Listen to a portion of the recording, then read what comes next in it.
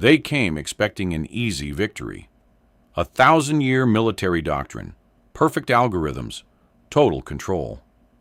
And yet, on one quiet, forested world, humanity did the impossible.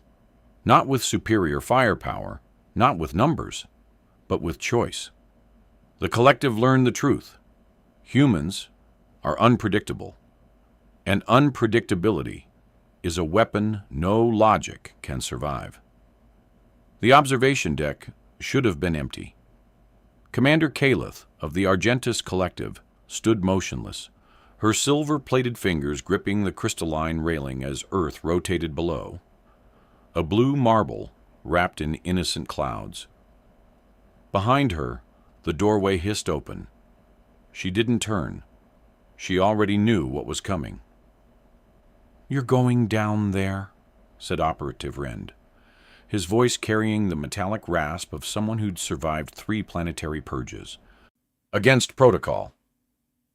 Calith's reflection in the viewport showed no fear, only curiosity. "I need to understand why we keep losing." 8 seconds of silence stretched between them, a gulf wider than the space between worlds. The landing craft cut through Earth's atmosphere like a knife through silk.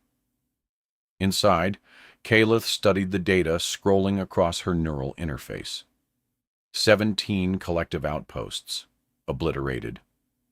Not by superior firepower, the humans had barely reached their own moon with primitive rockets, but by something else.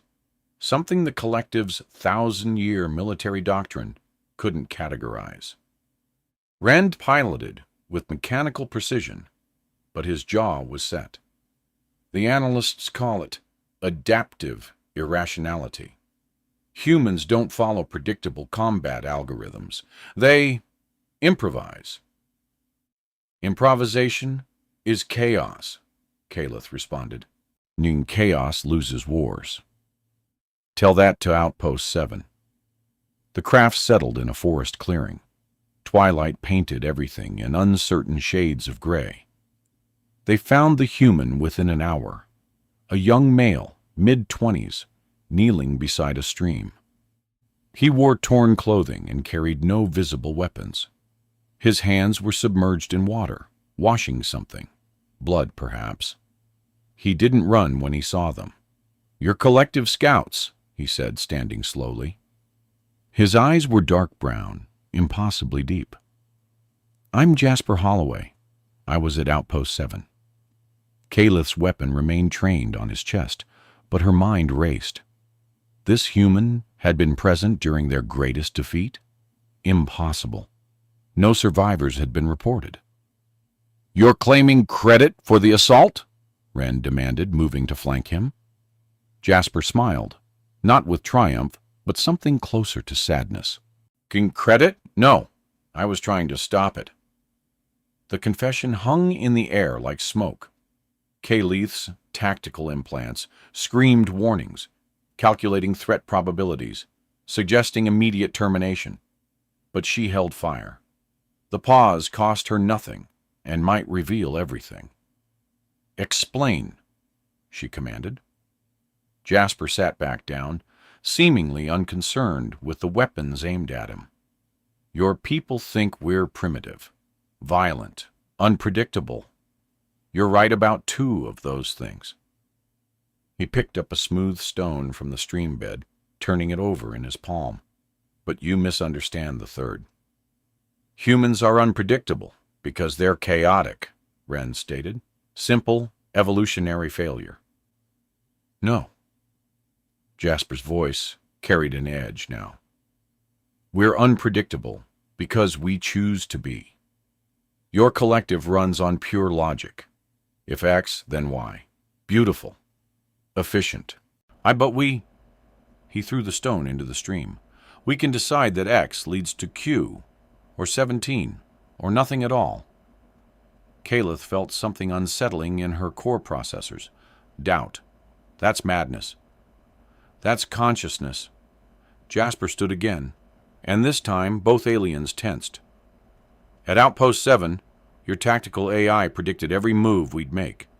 Deploy here, Retreat there. Surrender after 62% casualties. It was perfect. His eyes met Caleth's. So we did none of it. We attacked from an exposed position. We advanced when logic demanded retreat. 3 humans held off your battalion because we refused to be calculable.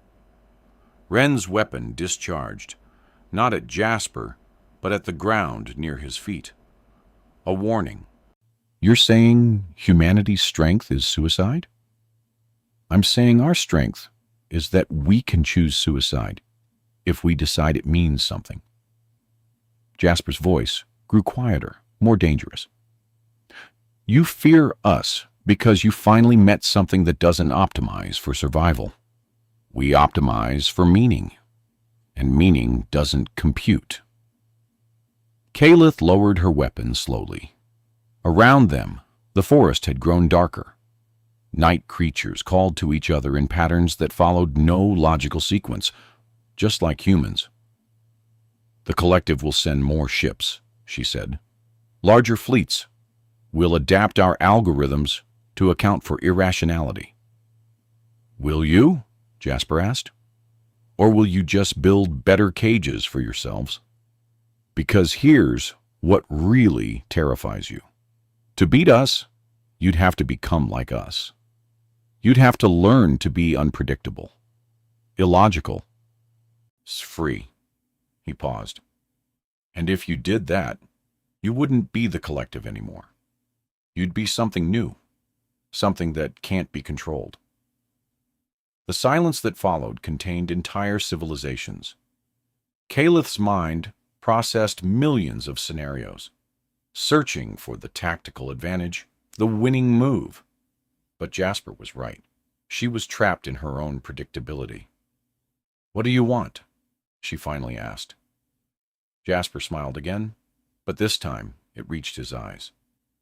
I want you to leave. Go back to your superiors. Tell them humanity can't be conquered because we're not fighting to win. We're fighting because we chose to fight. And that choice, that inexplicable, illogical, beautiful choice, that's something your perfect minds will never understand. Wren's hand hovered over his communicator. We could end this now. But Caleth was already walking back to the craft, not in retreat, in recognition. The collective had encountered something genuinely alien, minds that could defy their own programming. As the craft lifted off, Jasper became a small figure in the clearing below, then vanished into the forest's darkness. Caleth watched until Earth filled the viewport again, wondering if consciousness itself was the ultimate evolutionary weapon, or trap. The question remained unanswered. Some algorithms, she realized, were never meant to complete.